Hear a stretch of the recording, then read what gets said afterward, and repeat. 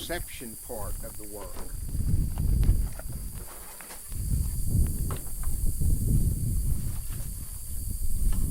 And I have all kinds of water. Let's see.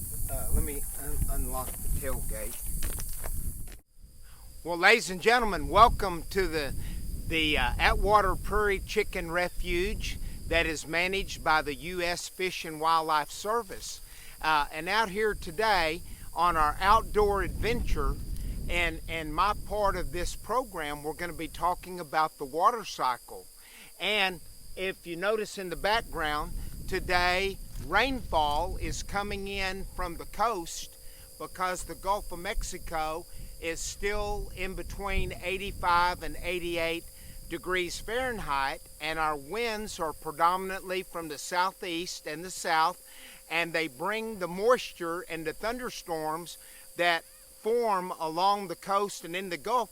They bring those inland, and so the coastal prairie that we're on gets a lot of rainfall because many times these storms don't go inland more than 80 to 100 miles and then they dissipate.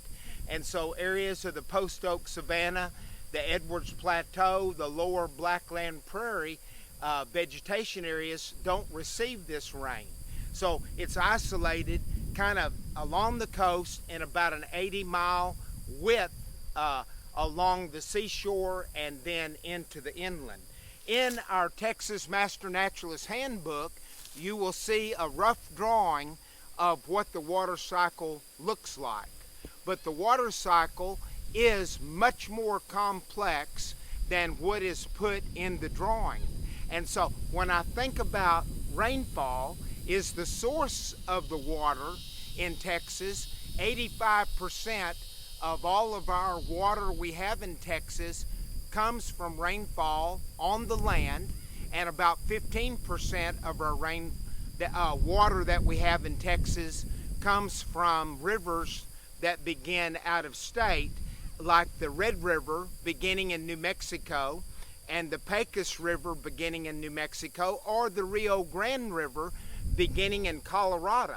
Now, a lot of those waters are used for farming irrigation because the Canadian and the Red River pass through the Panhandle where we have a lot of farming activity. And so a lot of water is used for irrigation for farming, and then some water is used for beef cattle, livestock work. But what do we know about water? We want to begin that when a raindrop falls out of a cloud, it is a certain size, and as it comes to the earth, because of gravity, the gravity pulling it down to the surface of the earth, it is coming with an energy of about 32 feet per second squared, and that is a lot of potential genetic energy. So when the raindrop gets here to the land, and the land is covered with plants and trees and shrubs and vines and prickly pear and yucca and all kinds of growth out here, what is the fate of the rainfall? So rain and water are, and the fate of that water is part of understanding the natural processes on the land. Natural processes include birth and death, include photosynthesis, include erosion, include things that are telling us about water, but sunlight radiation is a natural process. So there are about 28 items that make up the natural processes, and the fate of rainfall, along with temperature and the wind and the humidity, are a part of that. So we want to begin by looking at what if my soil is bare, and I have manufactured a bare spot down here, and we are going to rain and look at what happens when a raindrop through a homemade rainmaker in this 5-gallon, $500 at the antique store Humble oil can. Now, this can is no longer able to hold water because there are holes drilled in the bottom about 1 inch apart with a, a little bit smaller than an 8-penny nail would fit in that hole. So our 2 volunteers that are here with me, they're going to hold this bucket and we're going to put what we call a splash board behind where the water is going to be hitting the ground. And the splash board, which is clean now, we're going to see if the kinetic energy that comes in the raindrop is transferred to soil particles on bare soil. And what happens to those soil particles? And because we're going to find out that if a soil particle is activated and thrown into the air and then that particle lands in running water, we have just discovered the definition of erosion. So, volunteers, if y'all would come over, simulating 70% of the height needed to look at the total impact of a raindrop. So here we are, we're going to make it rain. Keep going, keep going. And now our rain is hitting the ground and the wind is blowing it. Okay, now that's good. Okay, now you can set the rainmaker down and look at what we have on our board showing that yes, sand particles in this soil and some organic matter in the form of litter were put up on the board. So normally I can see drops of soil all the way up here at about 12 inches. Commonly it will get 14 inches up above the board. Now we're just going to move a little ways from the demonstration of the impact of a raindrop on bare soil. I'm going to turn the poster around and we're going to do the same thing again, but over here on a good grass cover. Okay, I'm going to put my foot behind this and y'all hold the bucket and hold it up higher and then bring it in closer to me. Isn't it fun doing exercises on windy days? Yeah. And so I'm going to be holding it like this. I'm staying dry. And then bring it in a little bit closer. Okay, now you ready to film? Yep.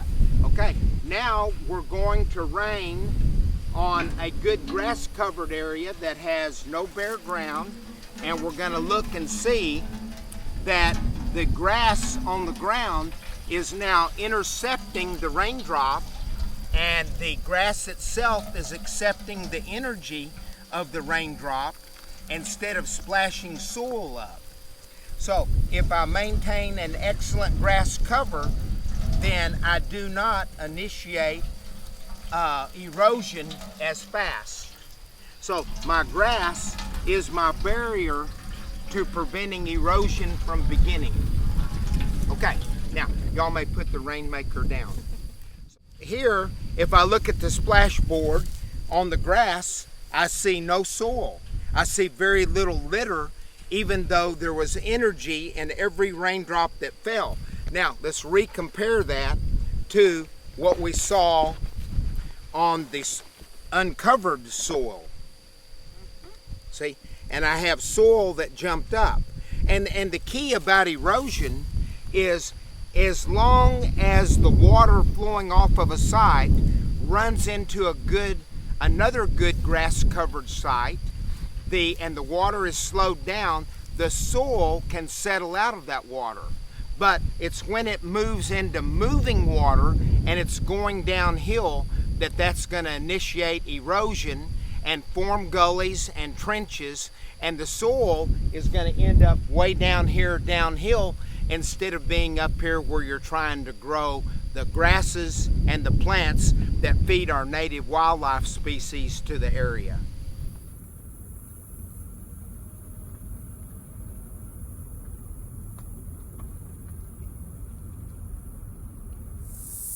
Hi everybody, I'm John McGarrah, Refuge Manager of the Attwater Prairie Chicken National Wildlife Refuge, and I want to welcome all of you to the refuge today.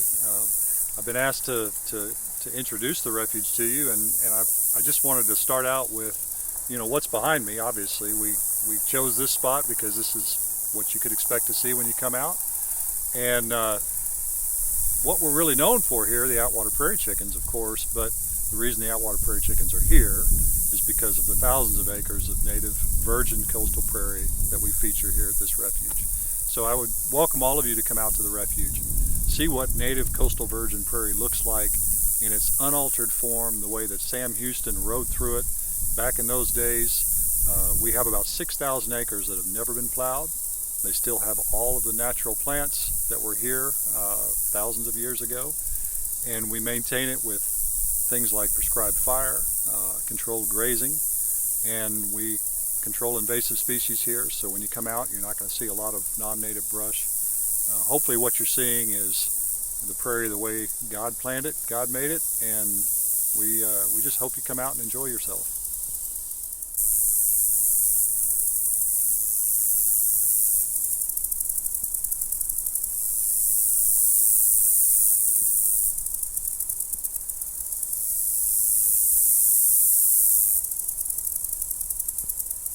Where I brought you now is the beginning of the Sycamore Trail. The Sycamore Trail starts at the headquarters, makes a 1-mile loop down to Coshada Creek, and then returns back to the parking area at the headquarters. And you'll see along the Sycamore Trail all sorts of native plants, but probably the one I'd like to point out first is the one that's easily the most iconic and most robust here on the prairie, which is little bluestem. It's been a wet year, so you can see how tall this little bluestem is this year. It's not that little. And this is probably the first plant I would want someone to learn if they came to this refuge, because you'll see so much of it. And in the fall, little bluestem gets this beautiful rusty coloration, and it just lights up the prairie at sunrise and sunset. And so we'll start with little bluestem, and then we'll move along. When you go on the Sycamore Trail, you're going to be walking through some native prairie to begin with, but then you'll get down along the riparian area along Coshada Creek, and you'll go through the namesake of the trail, the sycamore trees, and some of the other natural features along that riparian area. A great place to look for migratory birds if you're inverted. But the main thing about our trails is of course the prairie. And if you look around, you'll see things like the narrowleaf sunflower. Just fantastic this time of year. Fall is the time of year for sunflowers, of course. And what I often tell our visitors is everybody thinks about wildflowers in the springtime, but for me personally, I get to work here year-round. I love fall wildflowers. I love fall wildflowers. I love the inflorescence of the grasses in the fall. That's when we see the big seed heads of the bluestem species. That's when we see yellow Indian grass, things like that, switchgrass. If you're looking to learn those big, robust, iconic native grasses, the fall is your time to be here. So definitely try to make it out this time of year.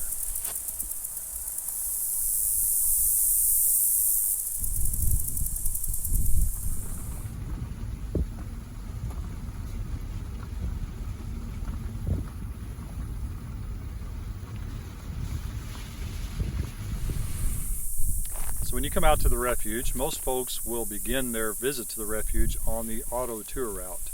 And that's what we have here behind us. This road will continue on through the prairie, and it'll make a 4-mile loop and bring you back to the visitor center. And what I always tell our visitors, if you really want to see the most wildlife here, to stay in your vehicle, use your vehicle as a blind, and then follow the auto tour route slowly and look carefully. And that's your best opportunity to see any of the wildlife that'll be out here. And on the auto tour route, there's a couple of stops. We have the Horseshoe Lake Trail that's just around the corner up here. You can stop, pull off, park in the parking area there, and walk that trail. That's about a 1-mile trail. And then about halfway around the auto tour route, we have the observation platform. And it's not a big, tall platform, but what it does is it gives you an opportunity to sort of present the broad prairie in front of you. And we have some interpretive panels on that platform that help explain what it is you're seeing. And speaking of interpretive panels, this is one that we've had here for years to introduce people to the idea of prescribed fire. And the idea that fire is, like it says, not necessarily a foe, but it can be our friend, and we use it to manage the prairie here quite effectively, I think. So just take advantage of these things that you see when you're out here at the refuge to learn a little bit more about the refuge. There's not always a staff person here when you arrive, but that's both good and bad, because while you may miss out on some information you could have gotten with a staff person here, if we're not here, you're not going to be bothered. So it's a nice peaceful place to come and just get away from the city, get away from the hustle and bustle, but surely take the auto tour route, and look at some of our trails and take advantage of our interpreter facilities.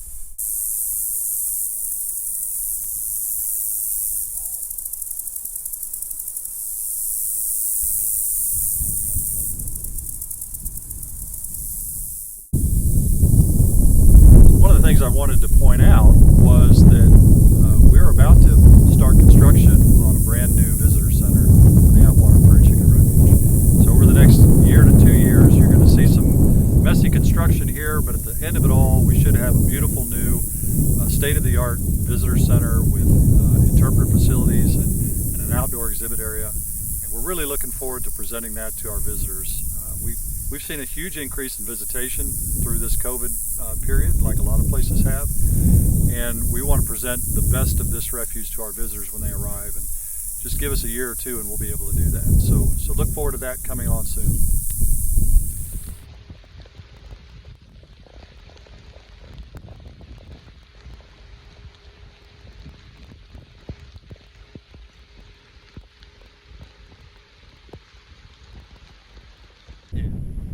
What's that?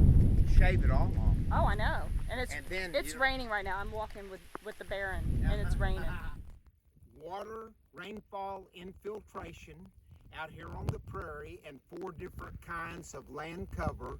We're also going to be looking at soil temperature at 1/4 of an inch below ground surface. We're not going to stick the soil thermometer in like this, but we're going to put it in at an angle parallel to the ground and just go under 1/4 inch of soil. Now that we've had rain today, there's a potential at this time, since the sun just came out, that all 4 sites will be the same temperature. But realize that on July the 2nd at 1:30 in the afternoon, with air temperature being 98 degrees, this demonstration worked very well, because the plant cover is also affecting the soil temperature, which is affecting the amount of water being evaporated out of the soil by sunlight energy.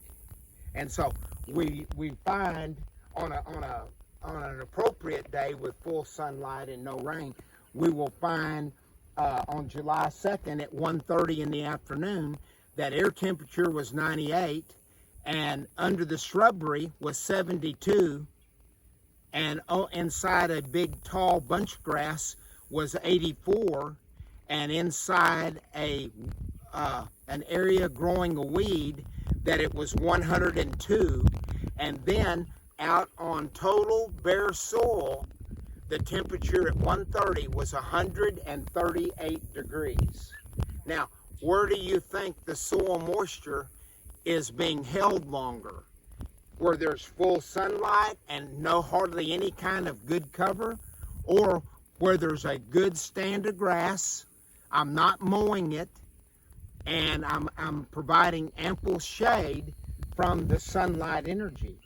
That is how we hold on to our soil moisture longer. And so people in the urban zone are constantly mowing with a lawnmower that cuts down to 1 inch or 1.5 inch off the ground. They have to water more because they're letting the sunlight energy vaporize their water, and they're sending the water in their lawn back into the atmosphere. Okay, so we'll go over here, set up the final point, and then we're going to pour water.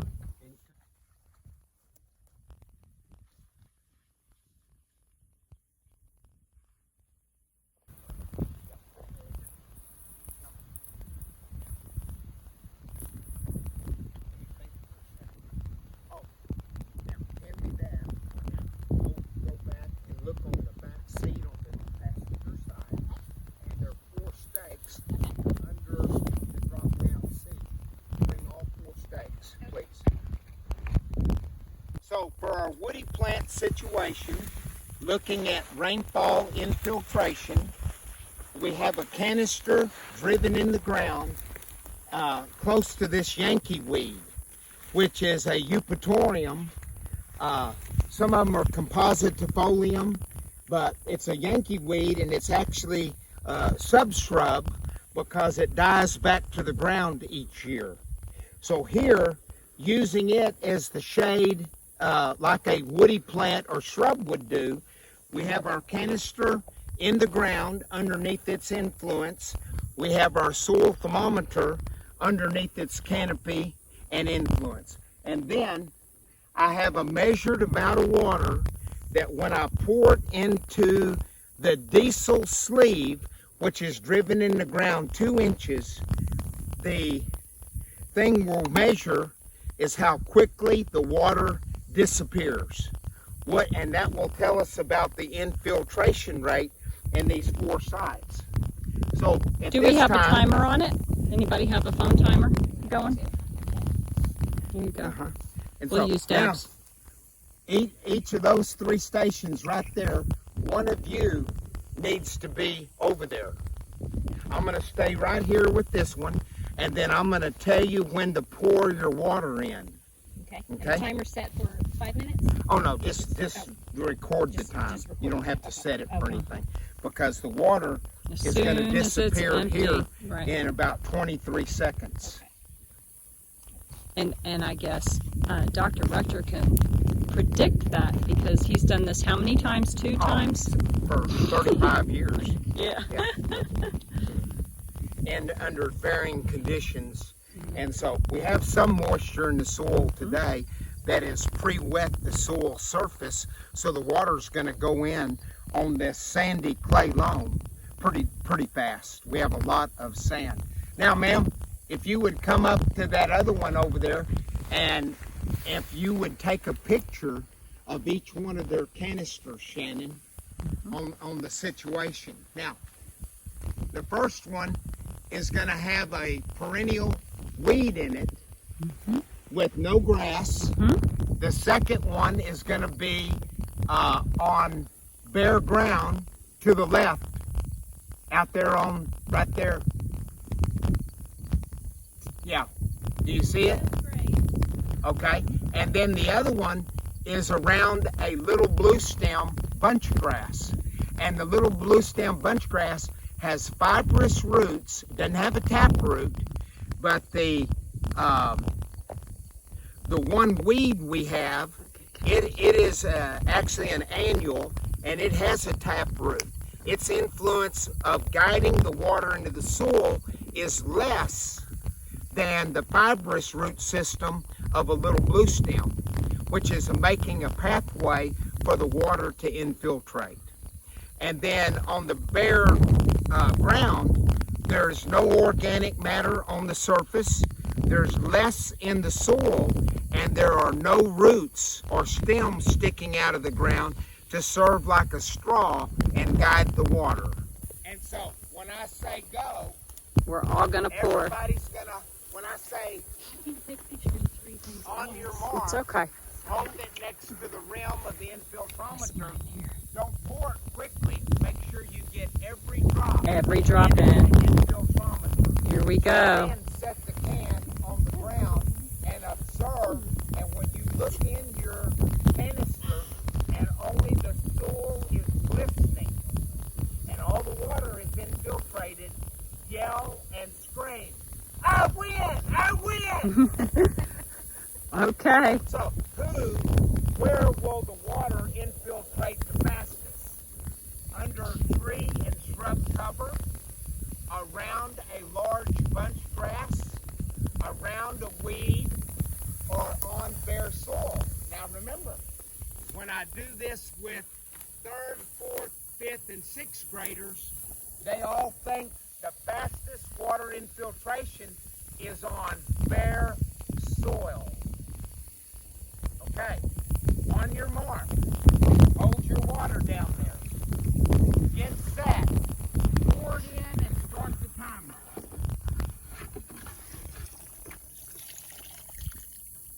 And then yell and scream when all your water's gone. really watching mine, because that's all I can see. And keep the timer going even after the first one. Okay, mine's gone. I win. Oh, I'm the man. winner. I feel like a This loser. scrub. The water went in the fastest. Okay, I'm it. We're tied. I'm done. Robin, you're a loser. I'm a loser. Are you still going? You Loser. still have water in yours? Nope. Gone now. Done. Okay, so what's the final time? About 45 seconds. And then how quick was mine? About 30 seconds. About 30 seconds. Okay, so now we're going to record what the soil temperature is at 1/4 inch. Pull the thermometer out and quickly note that every black mark is 2 degrees. So our soil thermometer says that it's 74 degrees at 1/4 inch in the soil. Mine's 80 degrees. 80 degrees on Bare soil. Mine's 78. 78 around the weed. And what is 81. the one with the grass? 81.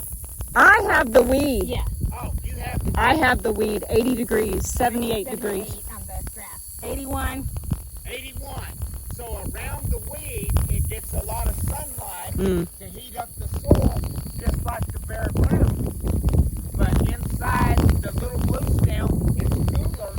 And then over here, under the cover, now think about over here, the reason water infiltration was high and the temperature is low is because think of all the organic carbon upstairs that falls on the ground and mixes with the A horizon of this soil. Okay.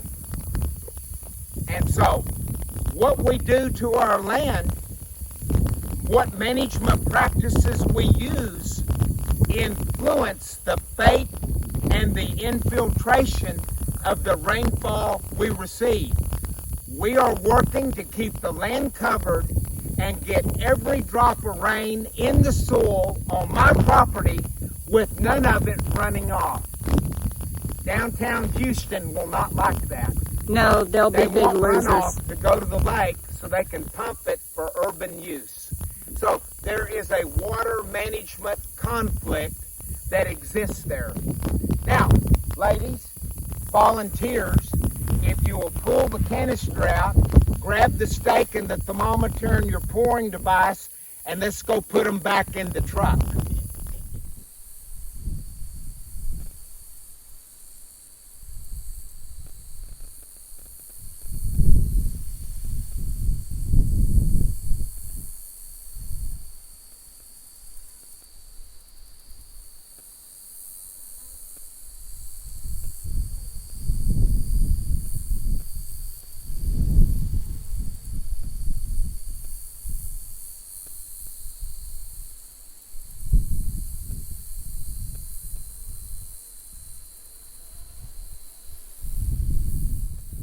We've looked at infiltration.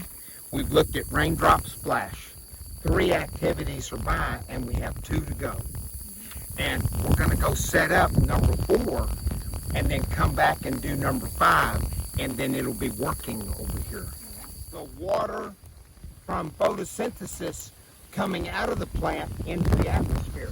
I want my specimen that I use to be able to fit in the bag. Okay. So if I use this yolk pond, I see that this Size it. is about the right size, and I want to put all the branches inside. And then And zip it notice that in this situation we picked, the sun is less on this plant. A lot of this branch is in darkness. Okay. And when I cut the sun off, no photosynthesis is taking place. Now, with the bag sitting there, let's go this way. Trudging. Let's go trudging.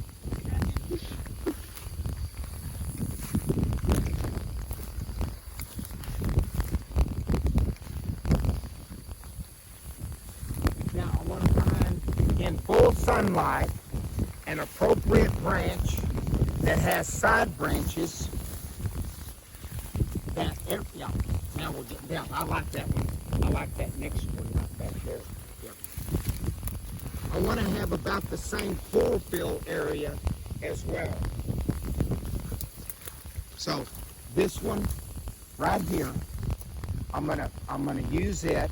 I'm gonna stuff all this Yopon branch up into the bag. And note on this demonstration, I could be doing this on a prickly pear plant. And when I do it on a prickly pear plant, in sunlight or darkness, no water ever collects in this bag. Because in general, succulents like prickly pear, all the stomata on the surface of the leaf are not open, they're closed. See, not letting any gases escape, especially gas that has water vapor in it. Mm-hmm.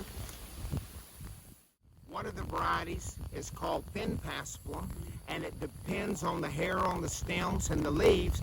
But notice how all of the flowers are attached to one side, and the other side has no seed. It's just green. So they're all attached to the bottom. So that's how you can tell the difference. That's right. It's the same on Dallas grass. It's the same on Bahia grass. It's the same on Florida paspalum. They only attach to one side of the rachis. Dead purplish black material at the base because it hasn't senesced yet. That's all new growth from being mowed. Barron's stories are always much better. Except that they make you feel uncomfortable because you realize that everything you do at home is wrong. How much you don't know. How much we don't know. Oh, here he is. These happen to be laundry, pre-wash, remove stain bottles that you throw away or recycle. These are educational, scientific tools. We are going to make it rain out of these bottles. Now, if you hold one, and then you hold this one. Shannon?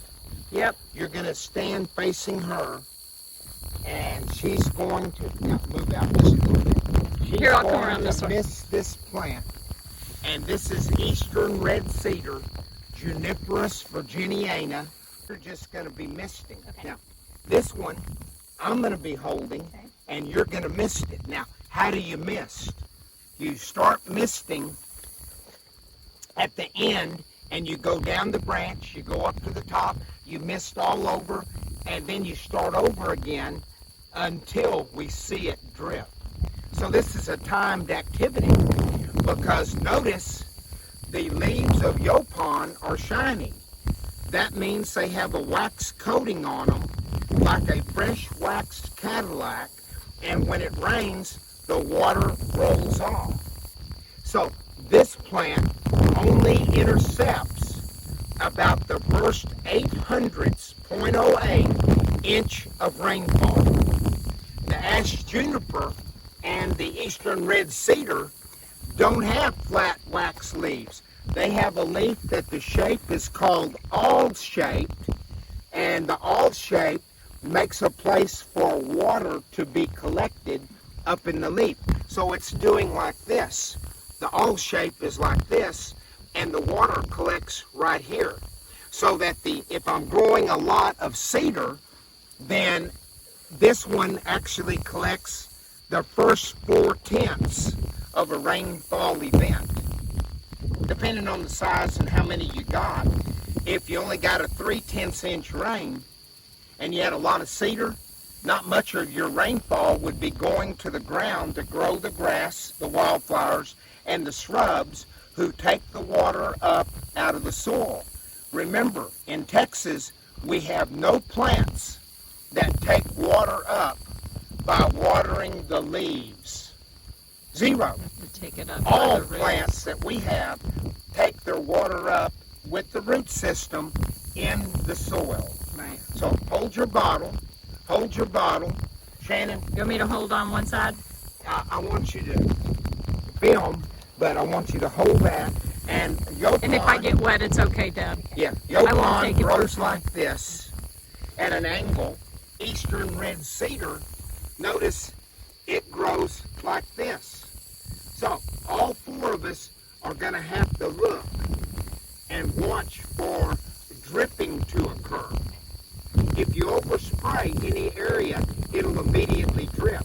That's why we're using misting bottles to try to get uniform cover on the plant. Now, where do you start? Up at the tip. And so when I say go, start pulling the trigger, and you may change hands if your hand gets tired.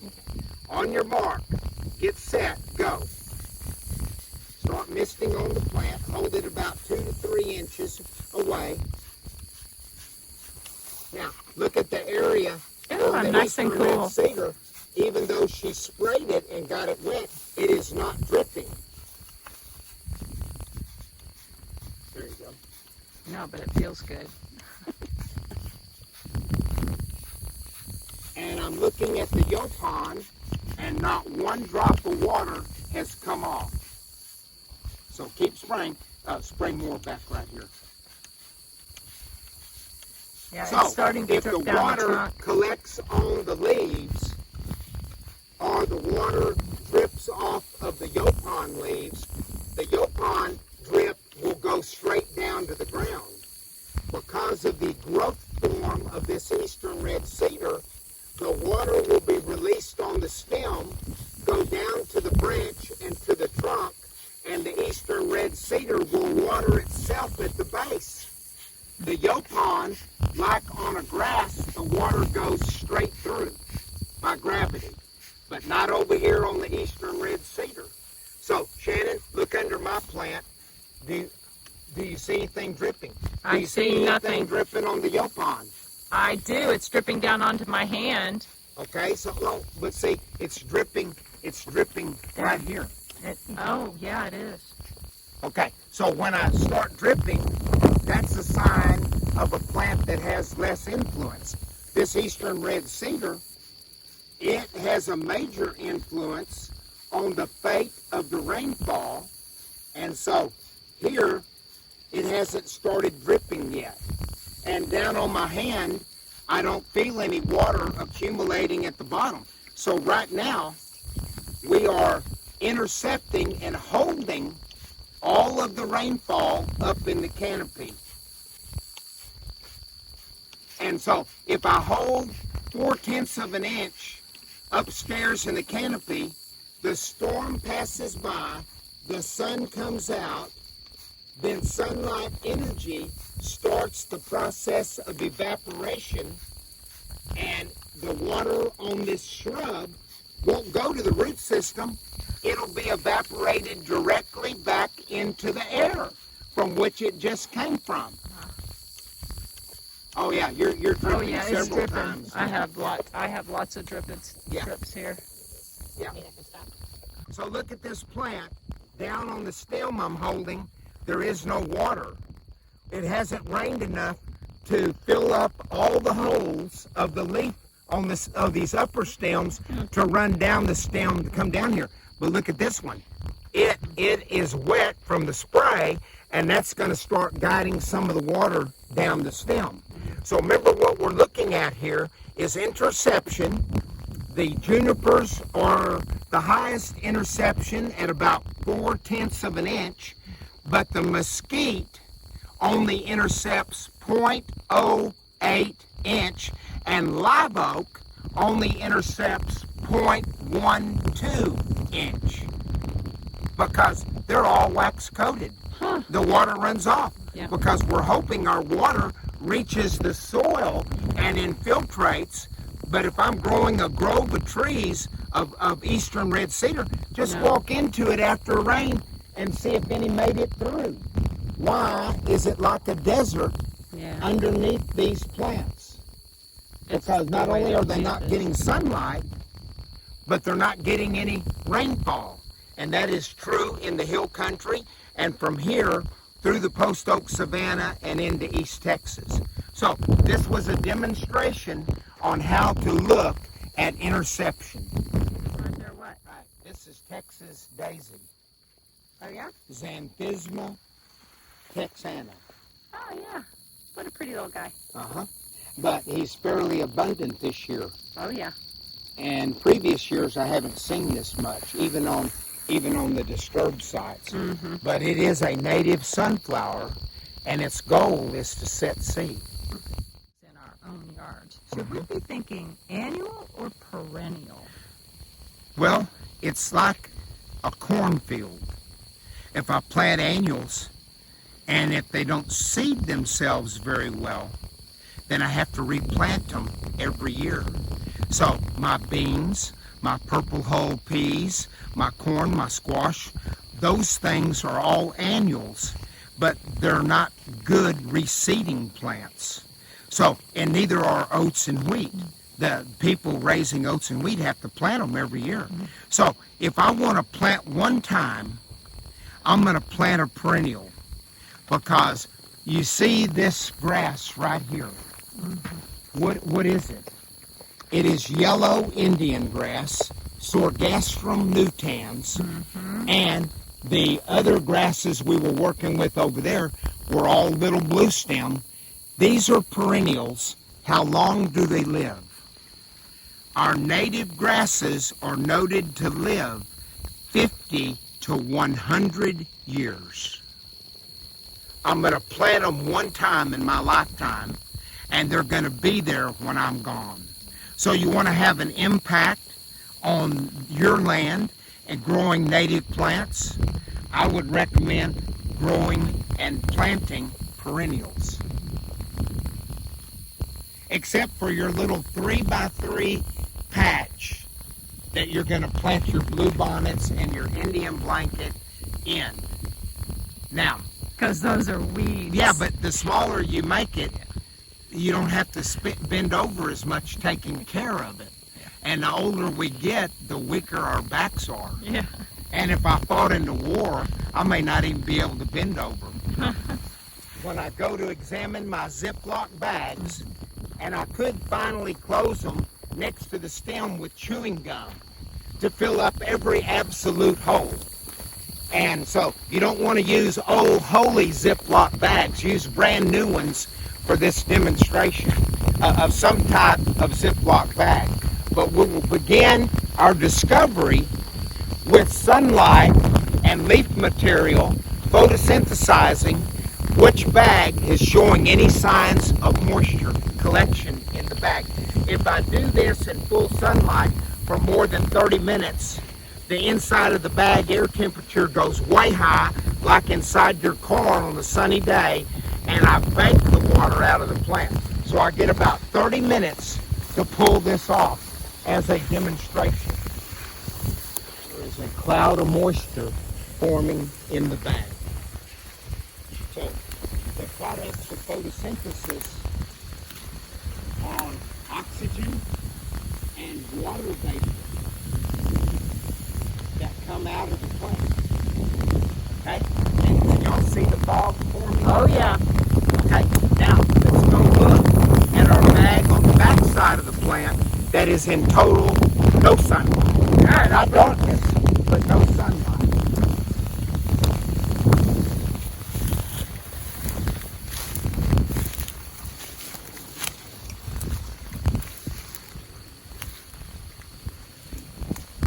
And you can see through the bag Yeah, it's very dry.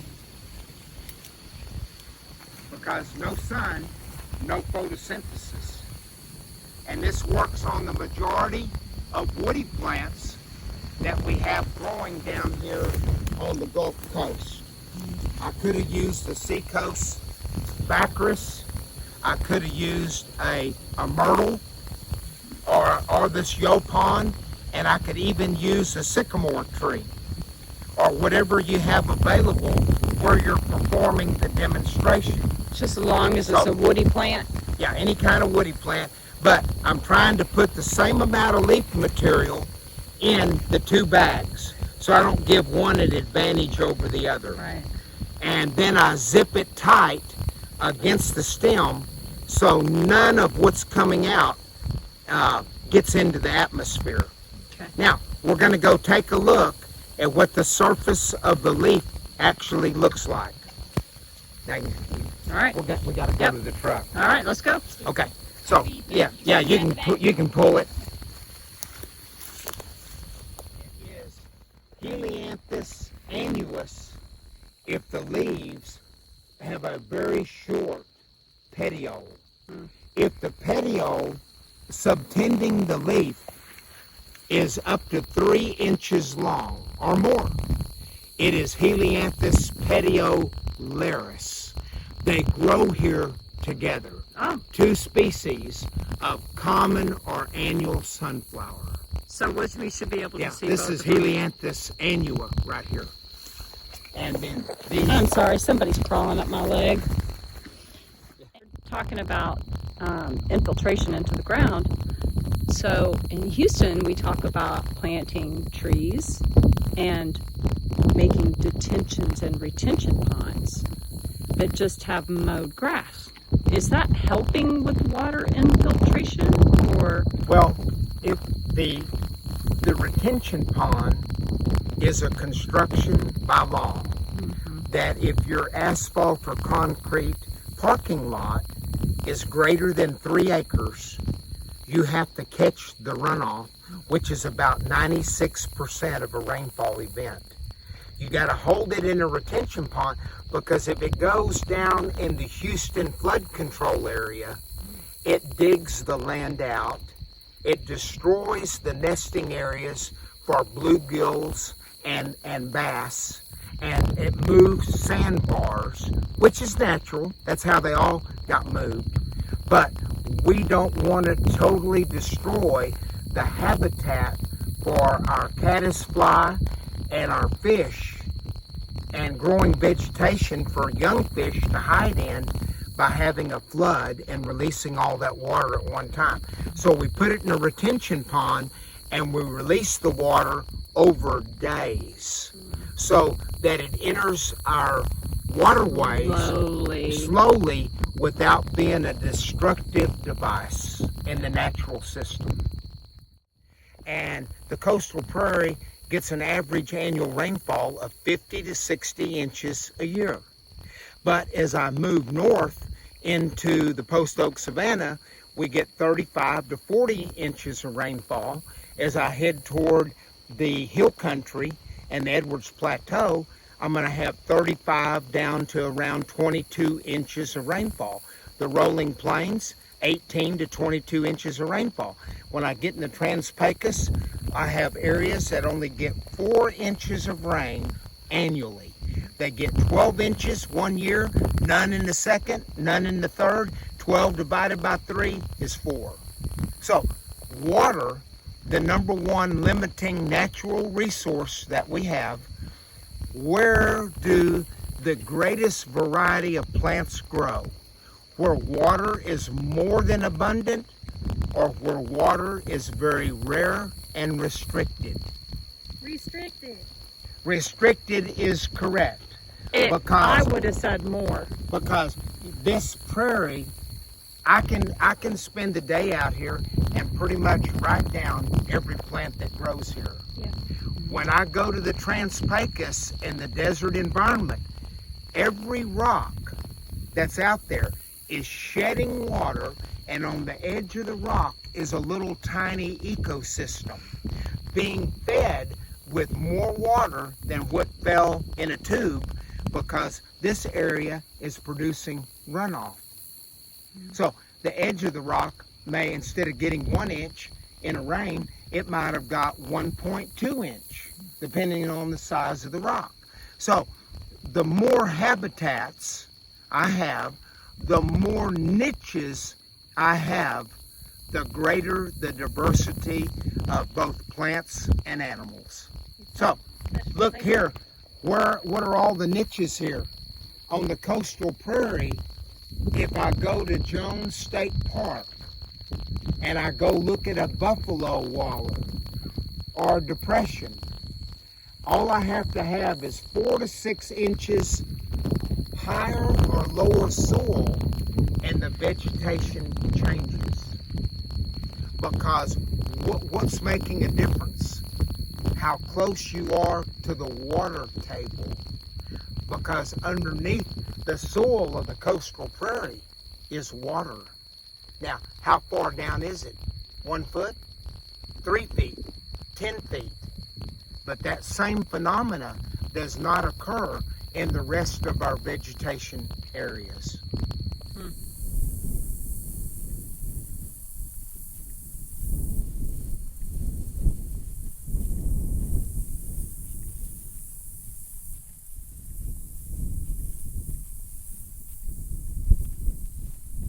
The dominant grass over there on the left and on the right. The dominant grass. Switch, maybe? Well, all these seed heads sticking up out there Yeah. are all little blue stem. That's all little blue? Uh-huh. And all the taller grasses over here, going down this side here, are all little blue stem, predominantly. Now, if I walk out here in the middle, where the water is draining out there, how much little blue stem do you see in there? None. Little blue stem green. is labeled in the Texas Seed Trade Law as a moderate tolerator of water. Big blue stem is labeled as a moderate tolerator of water. But eastern gamagrass and switchgrass are excellent in water. They like water. If I'm going to be planting native grass in an area that stays wet, I'm going to be planting switchgrass and eastern gamma.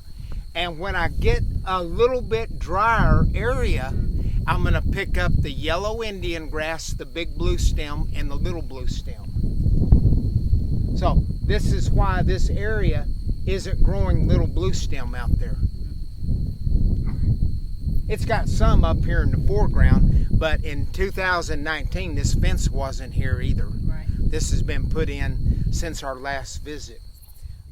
Through here, I've got my non-native Johnson grass. Oh, yeah. See? Because if cows were grazing right here, there'd be no Johnson grass. Yeah. They'd graze it out. So this is all disturbance in here. Yeah, from here to the fence, and a little bit on the other side of the fence, disturbance area. Vasey grass is named after a great botanist named Vasey. But you know, it's such a bad plant, I wouldn't want anything like this named after me. They find it in bar ditches and where water runs, knot root bristlegrass. And the knot root comes, if you pull it up, right where the roots are coming off are a bunch of knots. And those knots are what give it its name. And the bristle, the soteria part, comes from all these awns sticking out that are coming out from underneath each of the flowers, making it look like a test tube bottle brush. That's what it looks like. Somebody's chatting in there. Wow, I would not want to hike into one of those. Yeah, but they're spraying it with Remedy Ultra and Diesel. They're doing a basal stem treatment. Right. Yeah, to get rid of it. Because this is McCartney Rose, ma'am. No. Yes. Oh, man. Somebody tricked me. On a wild goose chase. They'll believe anything. Yeah. Yeah, I tell you what. Those I are don't wanna walk McCartney into Rose it. stems. Well, Rose family. I usually see. Oh, well, look Yeah, at that. see, there There look it at- is. Look at the leaf down there. I didn't even see that. Had I seen that, I would have known you were pulling my leg. Now, look at this one right here. This legume, the third largest family of plants in the state of Texas. That's bladder pod, isn't it? What So is that? it would be called bagpod, sesbania. Okay. Bagpod sesbania. But now I want you to look at the fruit. The little. So more than likely, it's Sesbania persicaria. Unless this thing turns into a pod. And see, and this one's starting to go toward like a pod. When I see the pods hanging off with 2 to 3 seed, they're easy to identify. But remember, everything started out small and young, and that has to grow there. So the guy that named it bag pod saw it when the pods were inflated and mature. But these pods are young, and they don't look like what I would have named it something else. If he had seen it on this day, he wouldn't have named it bag pod. And then the sister that's here, a perennial, is called rattlebox, says That's the one Mania. I'm familiar with. Is it the broom look? If the sheaths, flowering sheaths were really big, then it'd be spread out, trying to separate every flower like broom sedge does. And so here in the wintertime, this is going to be brown with some yellow in it.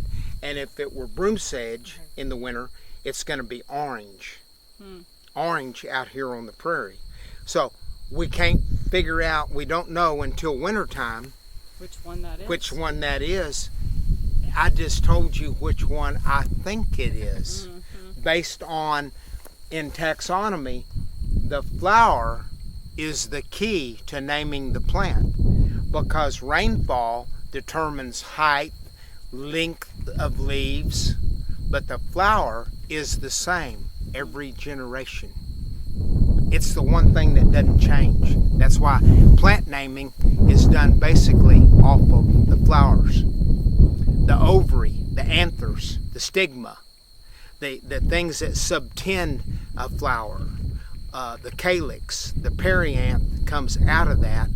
And so does it have an inferior ovary? You got to know all this in taxonomy. Or and the stamen come out from underneath the ovary, or the stamen, like in a mallow, coming off of the top of the flower. These are things that we learn as we visit different plant families and different plant groups. So think about it. The early settlers said the grass of the prairie was belly high or stirrup high to a horse, because the eastern gamma and the switchgrass leaves will get heavy and bend over at about 30 inches. We know the guy that wrote that was out here when stem elongation for flowering took place to be stirrup high or tickle the belly of a horse, because that is greater than 30 inches.